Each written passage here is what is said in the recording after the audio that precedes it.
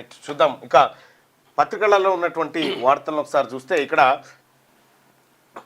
కృష్ణాలో మరిన్ని జలాల వినియోగమే లక్ష్యం, తెరపైకి కొత్త ప్రాజెక్టులు, బేసిన్లో భవిష్యత్ అవసరాల దృష్టిలో ఉంచుకొని ఉత్తర్వులు, బ్రిజేష్ కుమార్ ట్రైబ్యునల్ ఎదుట వాదనలు వినిపించనున్న ప్రభుత్వం. ఆ దిశగా నీటిపారుదల శాఖ ముమ్మర కసరత్తు. గతంలో అధ్యయనం, సమగ్ర ప్రాజెక్టు నివేదిక తయారీకి ఉత్తర్వులు ఇచ్చి ముందడుగు పడని ప్రాజెక్టులపై రాష్ట్ర ప్రభుత్వం దృష్టి సారించింది.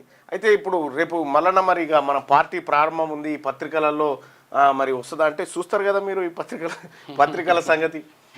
తయారీకి ఉత్తర్వులు ఇచ్చి ముందడుగు పడని ప్రాజెక్టులపై రాష్ట్ర ప్రభుత్వం దృష్టి సారించి కృష్ణా ట్రైబ్యునల్ ఎదుట తమ వాదనలకు బలం చేకూరేలా వినియోగంలో ఉన్న ప్రాజెక్టుల కింద అదనపు నీటి కేటాయింపులు, రిజర్వాయర్ల సామర్థ్యం పెంపు, కొత్తగా చేపట్టడానికి ఉత్తర్వులు ఇచ్చి కార్యరూపం దాల్చని ప్రాజెక్టులను కదిలించాలని నిర్ణయించింది. ఈ నెల 23 నుంచి బ్రిజేష్ కుమార్ ట్రైబ్యునల్ ఎదుట వాదనలు ప్రారంభం కానుండగా ఈలోగా సుమారు 294 టీఎంసీల కేటాయింపులపై ఉత్తర్వులు జారీకి కసరత్తు జరుగుతుంది. ప్రస్తుతం ప్రాజెక్టుల చీఫ్ ఇంజనీర్లు ఈ పనిలో నిమగ్నమై ఉన్నారు.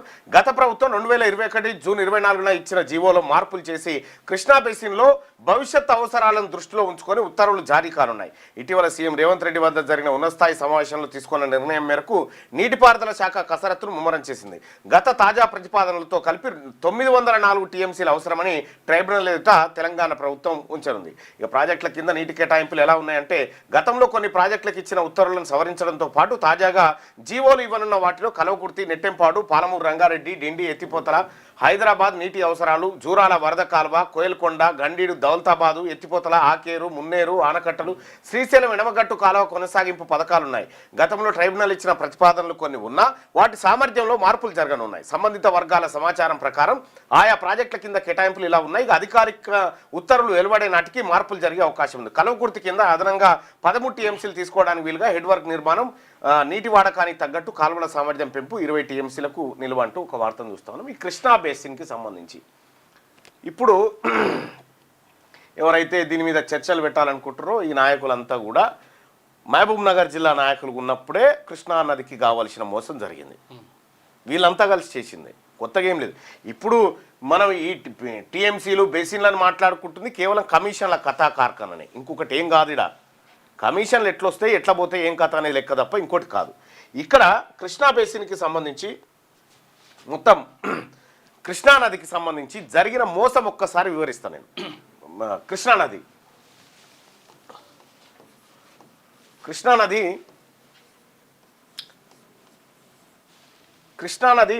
నీకు మహారాష్ట్రలో పుడుతుంది.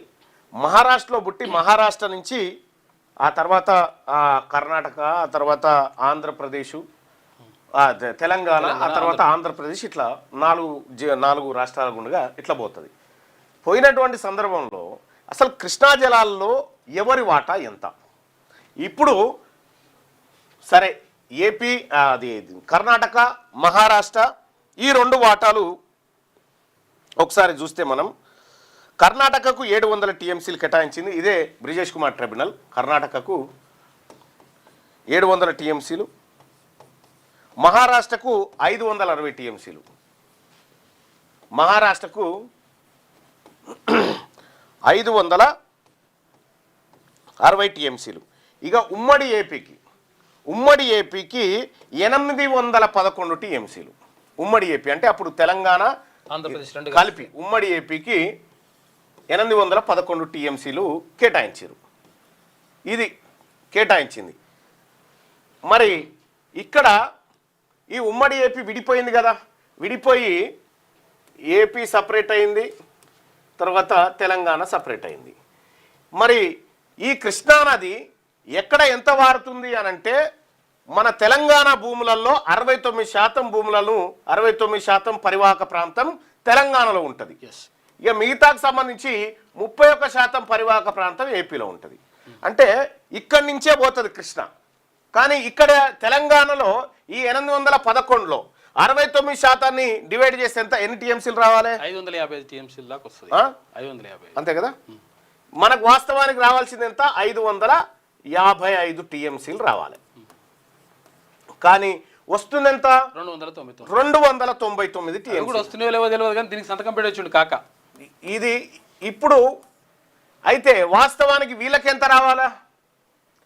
దీంట్లో కూడా కర్ణాటక, మహారాష్ట్ర, తెలంగాణ, ఏపీ అన్ని కలిపి అంటే ఈ మూడు కలిపి 15 టీఎంసీలు తెలుగుగంగ ప్రాజెక్టు కింద మద్రాసుకి ఇవ్వాలా, మద్రాసుకు తాగునీటి కోసం ఇవ్వాలా.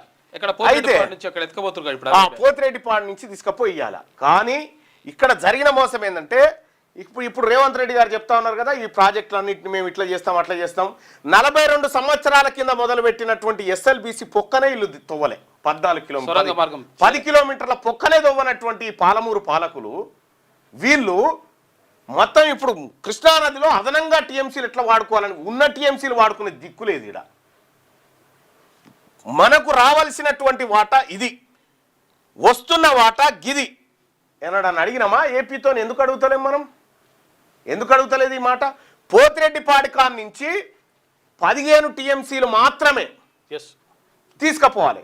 కానీ పోతిరెడ్డి దగ్గర నుంచే 300 టీఎంసీలు ఎత్తుకపోతుంది ఏపీ. 300 టీఎంసీలు, 15 టీఎంసీలు ఎక్కడ, 300 టీఎంసీలు ఎక్కడ? ఎంత కాలం పోతుంది ఎరికేనా? అసలు శ్రీశైలం ప్రాజెక్టు ఉన్నది కరెంట్ ఉత్పత్తి కోసం. కరెంట్ ఉత్పత్తి కోసం ఉన్న శ్రీశైలం ప్రాజెక్టు నుంచి ఇప్పుడు తీసుకుపోతుంది 300 టీఎంసీలు ఎత్తుకపోతుంది. ఇగో పోతిరెడ్డిపాడు కాలువ ఎట్లా పోతుంది అంటే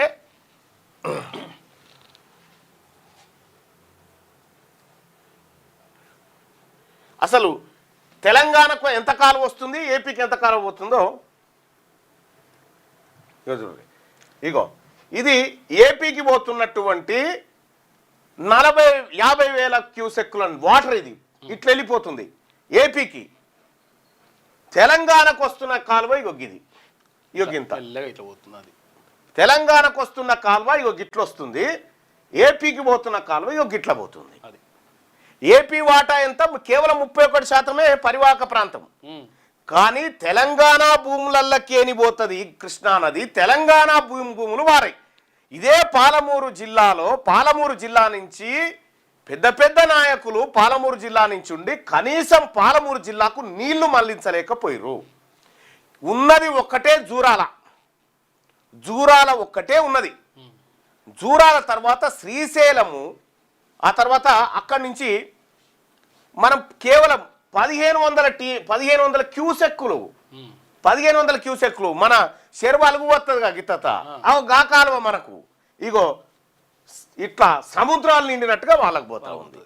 అది వీళ్ళు సప్పుడు చేయరు, వీళ్ళు సప్పుడు చేయరు. 555 టీఎంసీలు దక్కాల్సిన తెలంగాణకు 299 టీఎంసీలే దక్కుతా ఉంటే వాళ్ళకి ఏం పోయింది? సంతకం కూడా పెట్టొచ్చిండు కాక. కేసీఆర్ సంతకాలే పెట్టి వచ్చిండు కదా, కేసీఆర్ సంతకాలు పెట్టి వచ్చిండు. ఇవాళ ఈయన వాదిస్తా అని చెప్తా ఉన్నాడు. ముందుగానే ఎస్ఎల్బిసి పూర్తి చేస్తే ఉమ్మడి నల్గొండ జిల్లా సస్యశ్యామలం అవుతుంది. పాలమూరు జిల్లాకి ఎక్కడికి వస్తుంది? డిండి ద్వారా. ఇక్కడనో ఖమ్మం దాకా పోతాయి. ఇవి చేయరు. ఆల్రెడీ తయారైన ప్రాజెక్టును ముట్టుకోరు. ఆ పిల్లలు తీయరట, కొత్తవి కడతారట. కొత్తవి కడితే కమిషన్లు వస్తాయి కాబట్టి కేవలం కమిషన్ల పంచాయితే వీళ్ళది. ఆయన కాళేశ్వరం బట్టి కొట్టిండు, నేను మూసిని బట్టి కొట్టాలి, ఇంకా కొన్ని ప్రాజెక్టులు మొదలు పెట్టాలి, కమిషన్లు కొట్టాలి. ఇగో ఇదే కథ. వీళ్ళు నీళ్ళు ఇవ్వడానికి ఏం లేరు, మొత్తం ఇదే దోపిడీ. ఈ దోపిడీకి దిగబడ్డారు. అందుకోసమే మరి మన తాన్ నుంచి బారేటువంటిది, మన తాన్ నుంచే బారుతుంది కృష్ణ. కానీ మన వీళ్లకు నీళ్లు రావు. తెలంగాణ ఉద్యమంలో ఏం చెప్పుకున్నాం? మన నీళ్లు మనకు రావాలన్నాం. మన నీళ్లు మనకు రాకపోగా ఉన్న వాటాలోంచి సగం ఖాళీ అయ్యి ఏపీకి పోయినాయి. అంతే. ఇది కేసీఆర్ 10 ఏళ్ల పరిపాలనలో జరిగినటువంటి కార్యక్రమం. దిగ్విజయంగా అటు ఏడికి చిత్తూరు పోయి రోజా వాళ్ళ ఇంటికాడికి పోయి రాయలసీమను రత్నాలసీమ చేస్తా, కృష్ణా నీళ్ళు పట్టుకొస్తా అని చెప్తా ఉన్నాడు. ఇప్పుడు ఏం చేస్తా ఉన్నాడు చంద్రబాబు నాయుడు గారు? ఈ కృష్ణా నుంచి పోతున్న నీళ్ళుగా ఇప్పుడు గోదావరిలోకేని నీళ్లు తీసుకొచ్చి బనకచెర్ల కాడికేని వీళ్ళ కలుపుతాడట. మళ్ళీ ఇంకా పెద్దగా చేస్తారట ఈ కాలువ. ఎక్కడికి పోతాయి వాటర్ అంటే కుప్పం దాకా పోతాయి. నదుల అనుసంధానం పేరుతోటి మొత్తం మల దోపిడి. ఇంత పెద్ద దోపిడీ కార్యక్రమానికి తెర వేసిరు. నీళ్ల ద్వారా వీళ్ళు ఎట్లా పైసలు సంపాదిస్తారో చూడరు. అసలు గోదావరికి అసలు యాక్చువల్గా రాయలసీమకు సంబంధమే లేదు, సంబంధం కూడా లేదు. అది గోదావరి పరివాహక ప్రాంతంలో రాయలసీమ ఉండనే ఉండదు, అసలే ఉండదు, సంబంధం లేదు. కేవలం ఈస్ట్ వెస్ట్ 2 జిల్లాలు మారుతాయి ఇక్కడ అంతే. అంతే. 79% గోదావరి తెలంగాణ ప్రాంతంలోనే మారుతుంది. ఉమ్మడి ఏపీలో 79%, కేవలం 21% మాత్రమే. కేవలం మనకు ఎస్ఆర్ఎస్పి ఒకటే వరప్రదాయిని, ఆడ ఎస్ఆర్ఎస్పి ఈడ జూరాల గంతే. వీళ్ళు ఈ నాయకులంతా ఉమ్మడి ఏపీలో ఉన్నటువంటి కాంట్రాక్టర్లతోటి ఏపీ ప్రయోజనాల కోసమే తెలంగాణ నాయకులు పనిచేసి 10 ఏళ్ళు కూడా జరిగింది అదే.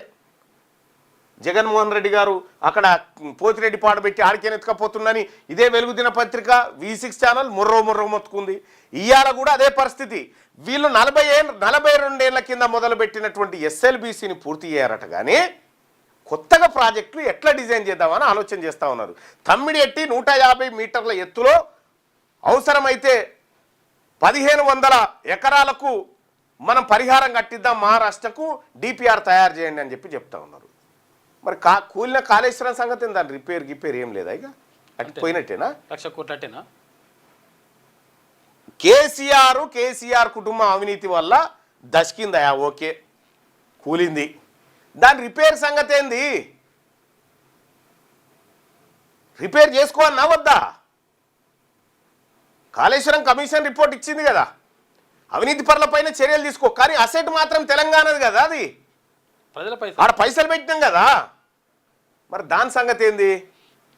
అది ముట్టుకుంటే పైసలు ఏడొస్తాయి, రావు కదా. కొత్తగా కట్టాలి, మళ్ళా కొత్తగా కట్టాలి, కొత్తగా కమిషన్లు కొట్టాలి.